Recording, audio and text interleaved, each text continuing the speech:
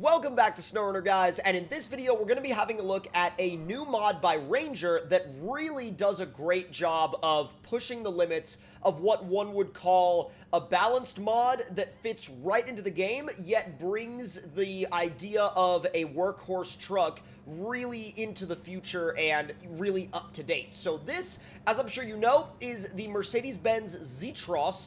And as you can see, it has absolutely nothing on it. It's pretty much a cab and a bare frame.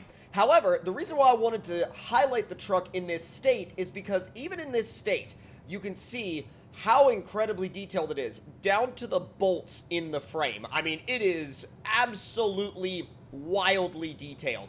The tires look great, the fuel tank looks great, the cab looks awesome, and if we go inside the cab and we throw it in neutral and we fire it up and rev it, you can see that the tack works. Watch this. So freaking cool that the tack works. Now, without any further ado, let's go ahead and take it into the garage and start kind of messing with the customization features. And if this is a truck that you guys would use in the campaign, let me know in the comments down below. Now, with that being, let's see, with that being said and done, let's see what we have for engines. We have the OM629, OM457LA, and OM926LA.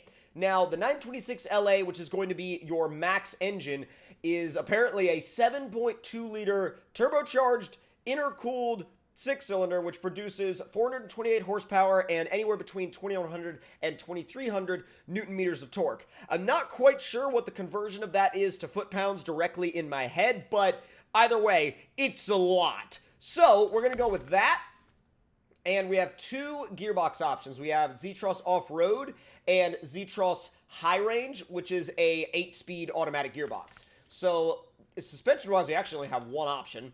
And tire-wise, we have two options, off-road category and chained category. So they're all 51, so you're not really going to be messing around with any other sizes, but they do have different ratings. So this one, so the ones that are labeled S are basically the same tire, but with lower air pressure. And apparently they said the lower air pressure variant, which is increased off-road performance at the cost of grip on paved roads and slightly lower ground clearance. And as you can see, actually, if you look at the tire, like the tire itself on that one versus this one, you can see that the air pressure is actually like definitely lower. So we'll see how those do. I mean, this is going to be on the testing ground map anyway, so we're not going to really be doing a ton of on-road testing, except for, of course, when we do the bridge jump, we're going to put the high-pressure tires back in it and send it down the hill. So, let's go ahead and throw those on, and also, let me just see.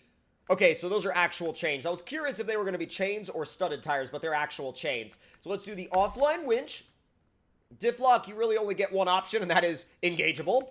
And spare wheel, you can do actually a dual spare wheel behind the cab, which is really nice. You get one snorkel option, and frame add-on wise, you don't get a lot, but what you do get is really nice. So you get the fuel tank, you get the PC320 heavy crane, you get the LC 3.8 loading crane, which does get rid of your spare wheels, but it would probably be worth it if you were going to use the truck for work. You also get a cargo bed, which you can either retain the spare wheels or retain the loading crane, which if I was going to use it in this configuration, I would probably keep the loading crane. And you can also do a maintainer frame with 1,500 repair points, 4 spare wheels, and 1,400 liters of fuel, which is also really, really nice. So let's go ahead and for our purposes, we'll put the cargo bed on the back, and then visual-wise, we'll do, I don't really want either of the rear bumpers. They both kind of look a little bit like, it's not that they look ugly, they just look kind of like they got thrown on there. Like, that's nothing against the mod itself, but that's just like, I don't visually like the way they look, so I'm not going to throw them on.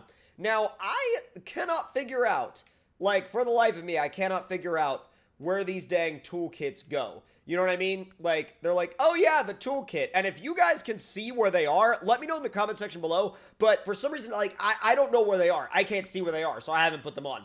You get one exhaust option, and you get one Zetros wheel option. So when it comes to colors, you have a good variety, and they are pretty, like, pretty well put together. They're pretty bright. They're pretty, like, they don't have that washed out look that some modded trucks have. So I'm actually going to use, let's see, I'm going to use the white. I was either going to use the white or the gray. We'll definitely throw beans on the dash, and let's go ahead and throw a golden leaf on the on the rearview mirror. And now, let's take this thing out and see what it's like to drive. Now, keep in mind, we do have the low air pressure tires in it right now, which we are going to switch out for the high pressure ones when we go to do the bridge jump. And we're also going to switch out our off-road gearbox for a highway gearbox so we can have a little bit of, a little bit of go. Now, let's see what we can do if we pull into the trailer store. Now, we've got fuel carrier, flatbed, sideboard trailer, ramped flatbed. So, a pretty dang good variety of trailers. Most all of the medium-duty, medium-range trailers are available to this truck to pull.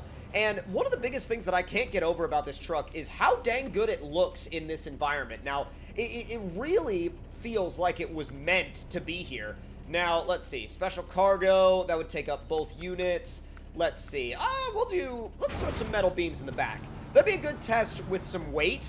It wouldn't be necessarily the most weight we could throw in there, but it would definitely be a good amount of it. So, we've got the max engine. We've got a lot of, got basically this truck in the setup that I would use in a objective-based campaign scenario. We've got the big engine, the off-road gearbox, and the soft compound tires.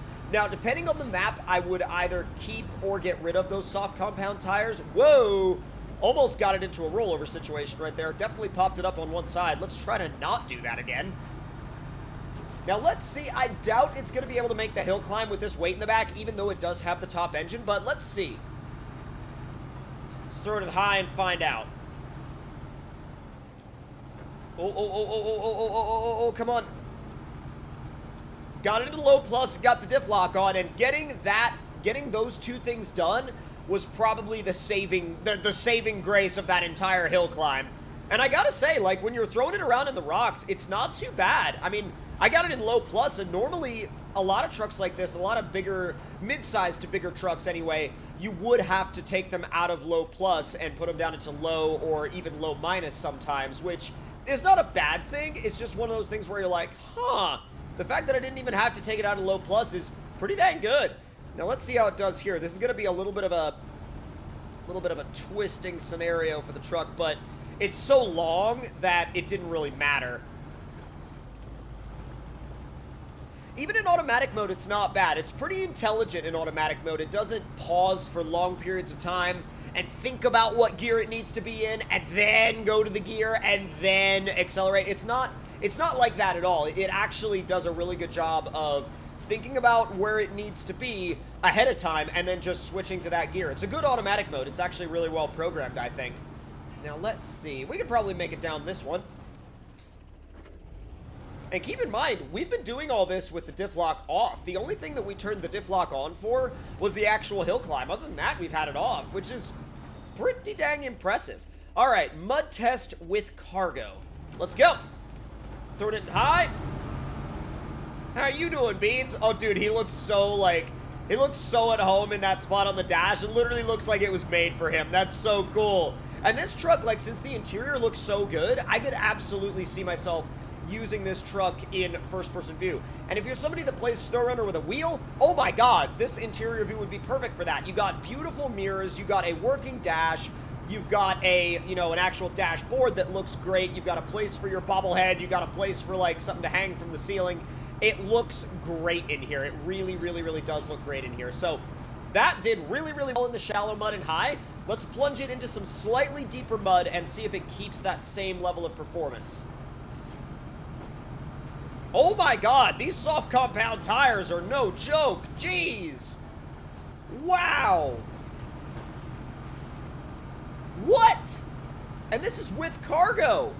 Oh my god. Okay, so eventually it does kind of sputter out in high in the really thick stuff, but you put it in low plus with the soft compound tires and the top engine, thing rips. It's great. I have never seen anything that has ripped through that mud like that. It just took it and didn't even think twice about it.